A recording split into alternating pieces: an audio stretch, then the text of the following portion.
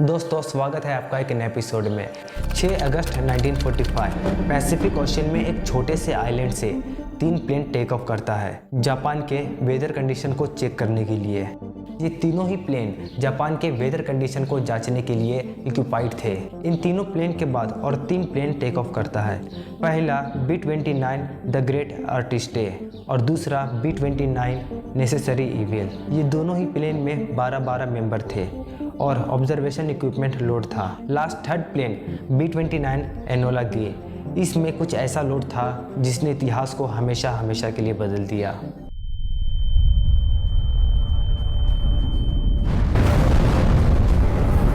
Third bomber plane Enola गे का captain Paul rebates crew member को घोषणा करता है कि हम दुनिया का पहला एटॉमिक बम ले जा रहे हैं।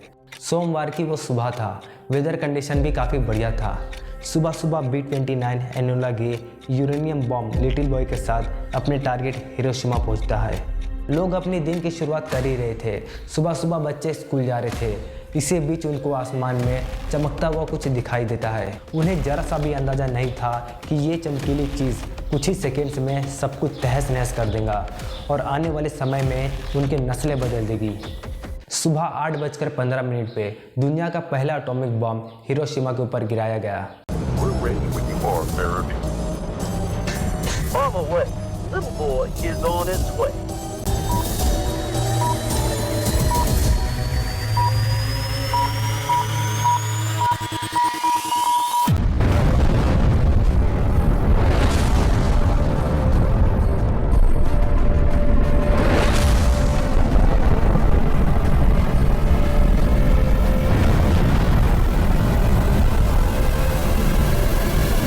कुछ ही सेकेंड्स में सब कुछ खत्म हो गया। हजारों लोग ऑन द स्पॉट वेपराइज हो गए। इस बॉम्ब से 50% पॉपुलेशन इफेक्ट हुए। हिरोशिमा पर बॉम्ब की एक्सप्लोजिव पावर 15,000 टन TNT के बराबर था। इसने लगभग 70% इमारतों को डिस्ट्रॉय कर दिया था और 1,40,000 लोग मारे गए थे। इसके ठीक 3 दिन बाद नागासाकी पर दूसरा बॉम्ब गिराया गया, जिससे शहर का 6.7 स्क्वायर किलोमीटर एरिया डिस्ट्रॉय हो गया। नागासाकी में 74,000 लोग इस घटना में मारे गए। यहाँ पर इंटरेस्टिंग बात यह है कि नागासाकी बम गिराने के लिए फर्स्ट चॉइस था ही नहीं। दूसरे बम के लिए किसी और शहर को चूज़ किया गया था, लेकिन किसी वजह से नागासाकी तबाह हो गया। क्या वजह था इसके बारे में आगे बात करूंगा। एटॉमिक ब्लास्ट के पास से 6 साल बाद बचे हुए लोगों में ल्यूकेमिया कैंसर जैसी बीमारी में भारी इंक्रीज हुआ। इतिहास में हिरोशिमा और नागासाकी हमेशा के लिए एटॉमिक बम ब्लास्ट से जुड़े रहेंगे, क्योंकि ये एकमात्र घटना था जब एटॉमिक बम को वॉर में यूज़ किया गया था। लेकिन सवाल ये है कि ऐसी क्या वजह था जो USA ने न्यूक्लियर बम का यूज़ किया जापान के ऊपर, और जापान में हिरोशिमा और नागासाकी को क्यों चुना, जबकि उस समय टोक्यो जापान का सबसे बड़ा शहर था। ये सवाल इसलिए भी ज़रूरी है क्योंकि ये दोनों शहर टोक्यो जितना बड़ा नहीं था और उतना डेंसिटी भी नहीं था। एटॉमिक बम गिराने का मकसद था तबाही, और तबाही के लिए उस समय का सबसे बेस्ट लोकेशन टोक्यो होना चाहिए था, क्योंकि टोक्यो जापान का कैपिटल और सबसे बड़ा शहर था और ये इकोनॉमिक सेंटर था। दूसरा, टोक्यो जापान आर्मी का सेंटर था, यहाँ पर मिलिट्री इक्विपमेंट था। तीसरा, टोक्यो जापान का पॉपुलेशन का एक बड़ा हिस्सा था। ये कोई नासमझी नहीं था। ऐसा नहीं था कि USA ने प्लेन में बॉम्ब भेजा और जापान में कहीं पे भी जाके गिरा दिया, ऐसा बिल्कुल भी नहीं था। USA ने सोच समझकर फुल प्लानिंग के साथ ये लोकेशन चूज़ किया था, और टारगेट लोकेशन कोई 1-2 शहर नहीं था बल्कि 4 शहर को चूज़ किया गया था। इसके बारे में आगे बात करने वाला हूँ। वर्ल्ड वॉर 2 में जापान कई घटनाओं में शामिल था, जैसे पर्ल हार्बर अटैक, और जापान ने कई देशों पर कब्जा किया था। ये सच है कि जापान की आर्मी उस समय काफ़ी ब्रूचल था।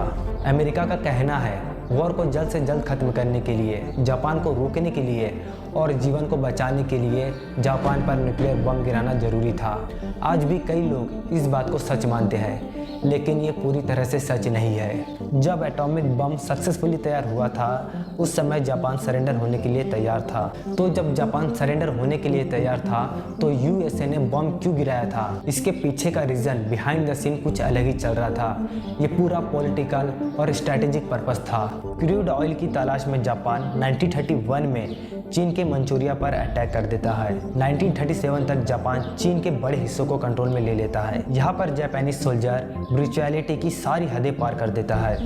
अमेरिका दूसरे देशों के साथ मिलकर जापान की इस ब्रूचुअलिटी को क्रिटिसाइज करता है। अमेरिका और जापान के बीच का रिलेशन और ख़राब हो गया जब जापानीज सोल्जर ने ईस्ट इंडीज के ऑयल एरिया पर कब्जा करने के पर्पज से इंडो चीन पर अटैक करता है। इसका जवाब देते हुए अमेरिका एक बोल्ड मूव लेता है। जापान को जाने वाले scrap, metal, oil, aviation field पर अमेरिका प्रतिबंध लगा देता है। इसके अलावा अमेरिका में जापानीज प्रॉपर्टी को फ्रीज कर देता है, जिसके बाद 7 दिसंबर 1941 को जापान पर्ल हार्बर पर बॉम्बिंग कर देता है, जिसमें कई जहाज, सैकड़ों प्लेन डिस्ट्रॉय होता है और हजारों लोग मारे जाते हैं। अमेरिका इससे काफ़ी गुस्सा हुआ था। प्रेसिडेंट फ्रैंकलिन रूजवेल्ट ने इस अटैक को एक ऐसा दिन बताया जिसे बदनामी के तौर पर याद किया जाएगा। ऐसा कहा, जापान की इस गलती ने अमेरिका को वर्ल्ड वॉर II में एंट्री करा दिया था। United States of America was suddenly and deliberately attacked by naval and air forces of the Empire of Japan.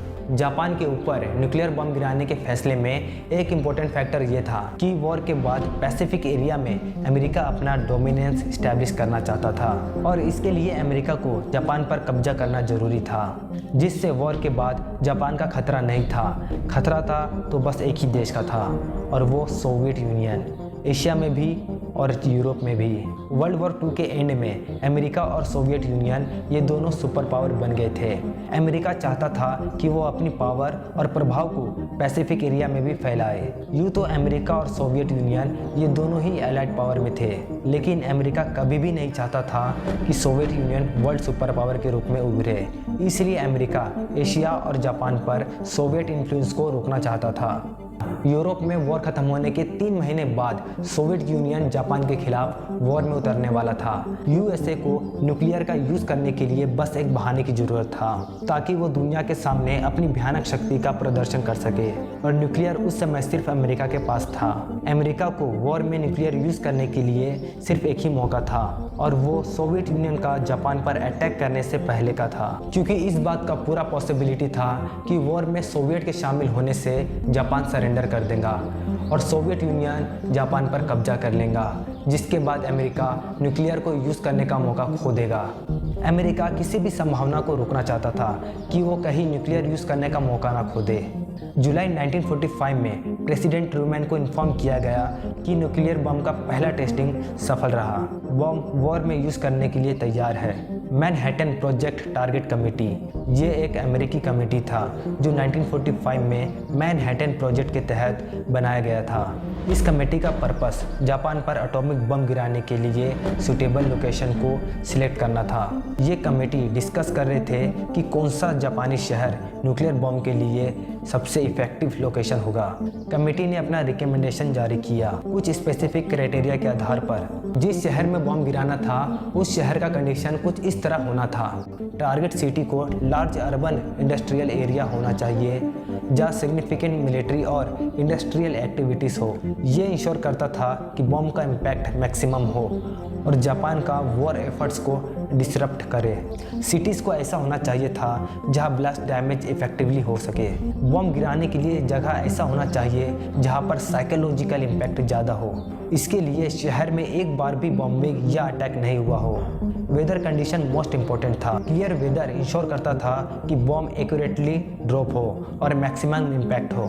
ये सब क्राइटेरिया के आधार पर कमेटी ने जापान के 4 शहरों को चुना था: हिरोशिमा, नागासाकी, क्योटो और कोकुरा। हिरोशिमा सभी क्राइटेरिया में फिट बैठता था। क्योटो इनिशियली टारगेट लिस्ट में था, लेकिन बाद में इसे लिस्ट से हटा दिया गया था। ये decision US secretary of war Henry Stimson ने लिया था, क्योंकि क्योटो एक कल्चरल और हिस्टोरिकल सिटी था। और दूसरा रीज़न था, स्टिम्सन ने अपना हनीमून क्योटो में मनाया था और उसने सोचा सिटी को डिस्ट्रॉय करना अनएथिकल होगा। 6 अगस्त को हिरोशिमा पर फर्स्ट न्यूक्लियर गिरा दिया गया था। 9 अगस्त को दूसरा बम गिराना था, लेकिन जब 9 अगस्त को बॉम्बर प्लेन B-29 कोकुरा पर पहुंचा तो शहर अचानक से बादलों से ढक गया। वेदर कंडीशन अनफेवरेबल था।